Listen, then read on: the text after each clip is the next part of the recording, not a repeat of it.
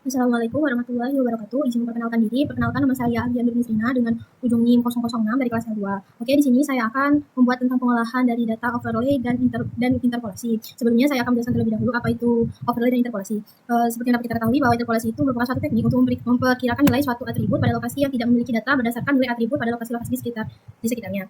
Nah, sering juga digunakan untuk menghasilkan permukaan kontinu seperti peta ketinggian, peta suhu, peta curah hujan dari data titik yang terbatas. Nah, tujuannya itu untuk membuat representasi data yang lebih lengkap dan visualisasi yang lebih luas. Nah, sedangkan yang pengertian dari overlay itu merupakan suatu proses dengan penggabungan dua atau lebih lapisan data spasial yang berbeda untuk menghasilkan suatu lapisan data baru yang berisikan informasi dari semua lapisan input secara sederhana seperti penumpangan peta yang satu di atas peta yang lain untuk melihat suatu hubungan spesial antara fitur. Oke, tanpa berlama-lama lagi, kita langsung ke pengolahan datanya. Nah, itu kita buka harddisk. Setelah itu kita ke data, kita masuk ke tabel, terus kita klik kita ke file, ke data, kemudian kita text data. Lalu kita cari file yang telah kita download data sebelumnya.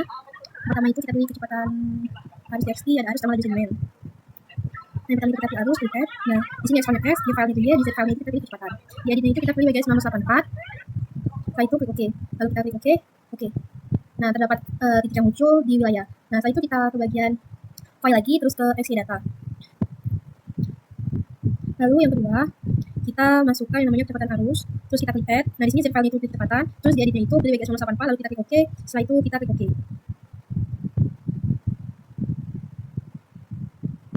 Nah, lanjut di file lagi, kita ke data, ke isi data, lalu masukkan laju sedimentasi, setelah itu kita klik add, di file itu kita klik yes saja, terus dipilih bagian 184, klik OK, terus kita klik OK. Oke. Nah, kita zoom out tempat titik yang telah diperoleh. Dapat kita lihat di wilayah ini terdapat titik sedimentasi, kecepatan arus, terus ada arus juga. Nah, lalu kita pilih search. Nah, di sini di search ini kita pilih yang namanya IDW pertama. Nah, di IDW ini kita pilih bagian IDW 3D Analysis Tools. Nah, di bagian input filter, terus kita pilih kecepatan arus. Nah, setelah itu di bagian Z file-nya itu kita pilih kecepatan. Lalu kita ke output raster, pilih tempat penyimpanan di geodatabase. Di sini di bagian ini itu terserah mau kalian buat nama apa. Lalu kita klik save, lalu kita sini kita klik OK. Kita tunggu hasil IDW yang berhasil. Nah, setelah hasil IDW-nya ini muncul, kita search. Setelah itu kita hapus IDW-nya, kita ganti yang namanya dengan cleaning.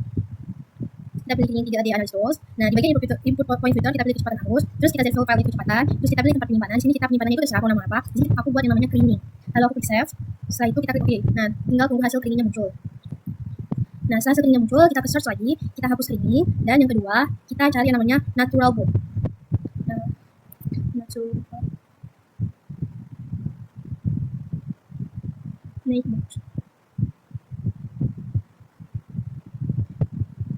Nah, setelah itu kita search, terus pilih namanya natural input 3D analysis. Nah, di bagian input point filternya kita pilih yang namanya bagian kecepatan arus, terus Z file-nya itu kita pilih yang namanya sebelumnya di input point filternya itu kita pilih laju sedimen, terus di Z file-nya kita pilih Y, lalu kita ke output raster, kita penyimpanan geodatabase tadi. Di sini aku buat natural board.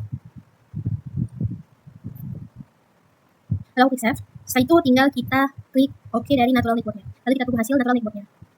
Nah, setelah menunjukkan hasil dari natural board, lalu kita ke search, lalu kita hapus natural board-nya. Lalu langkah selanjutnya itu kita cari yang namanya Spline. Nah, itu Spline itu kita pilih 3D analysis tools.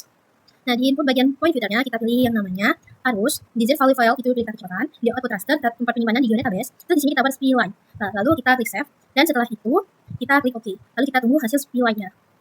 Nah, ini merupakan hasil Spline-nya. Dan yang selanjutnya kita buat trend. Nah, di sini di trend ini kita pilih 3D analysis, di input point filternya itu kita pilih bagian arus, di Z file-nya itu kita pilih bagian X. Lalu kita ke output raster tempat penyimpanan geodatabase. Di sini aku buat trend, terus kita klik save. Setelah itu kita klik OK. Kita tunggu hasil trendnya. Nah, ini merupakan hasil trend yang diperoleh. Terus kita ke bagian search.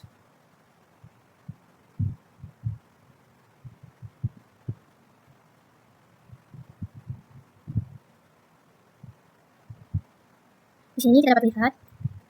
Kita centang dulu biar kita lihat hasilnya. Ini merupakan hasil IDW. Ini cleaning. Ini natural board. Di sini yang namanya spline. Terus yang di sini ada namanya trend.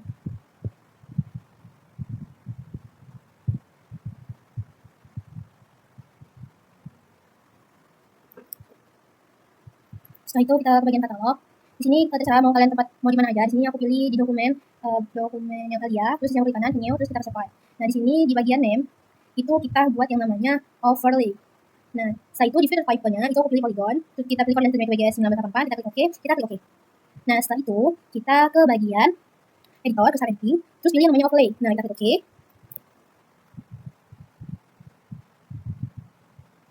Lalu kita ke bagian attributes. Di sini kita pilih window apabila nggak ada atributnya. Kita ke creative features, terus kita pilih yang bagian overlay. Di sini di bagian overlay itu kita pilih namanya circle. Nah, di sini kita setelah itu kita buat rectangle dari circle-nya. Itu terserah kalian mau sebesar apa. Setelah itu kita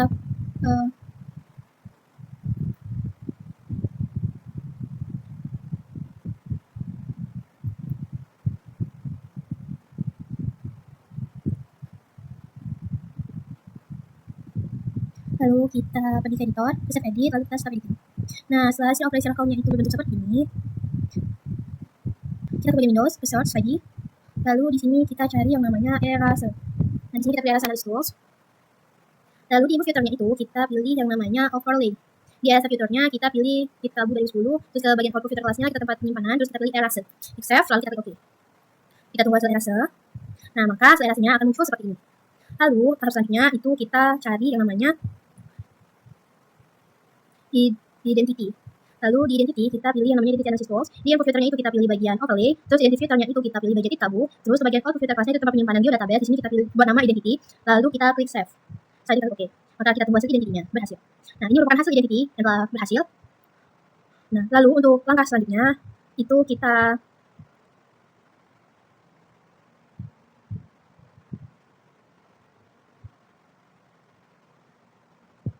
option tentang bagian overlay-nya.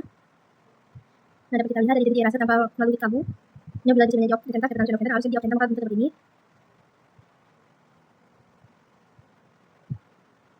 Nah, identity di bagian rasa.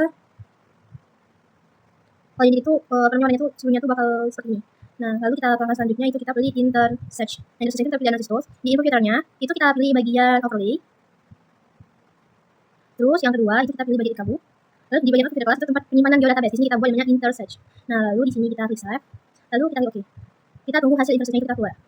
Nah, ini merupakan hasil intersearch apabila keluar. Kita klik search lagi. Terus di sini kita pilih, kita cari namanya spatial join. Nah, di spatial join kita pilih spatial join analysis.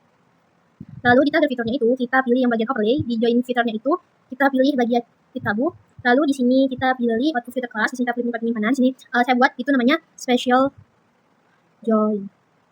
Nah, lalu kita klik save. Lalu kita tinggal klik OK. Nah, di sini kita tunggu hasil spatial join-nya. Nah, ini merupakan hasil spatial join-nya. Lalu kita ke bagian search. Lagi kita pilih union. Di sini kita pilih unionnya itu pilih bagian union analysis tools. Di sini juga referensi juga ada union. Kita pilih bagian search ataupun juga referensi juga boleh. Terus kita pilih overlay. Terus di sini kita juga pilih tabu.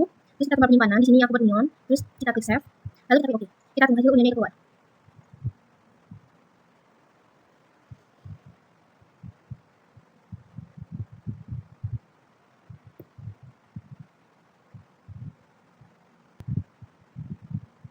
Nah, ini merupakan hasil union yang dapat diperoleh.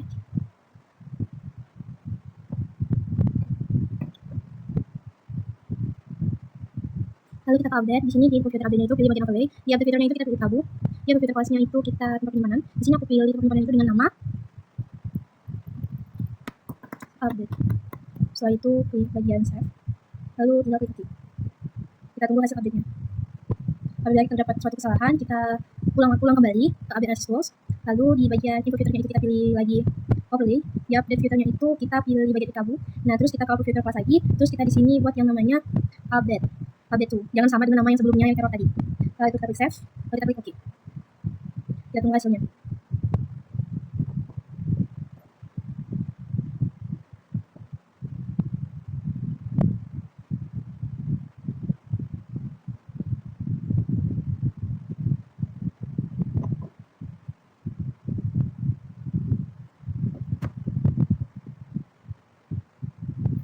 Nah, maka hasil update-nya itu akan keluar seperti ini. Nah, di sini kita optional semua dari bagian overlay.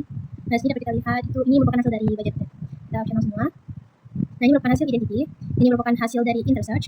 Di sini merupakan hasil spatial join. Dapat kita lihat ini merupakan hasil spatial join. Terus ini merupakan hasil union. Terus ini merupakan hasil update.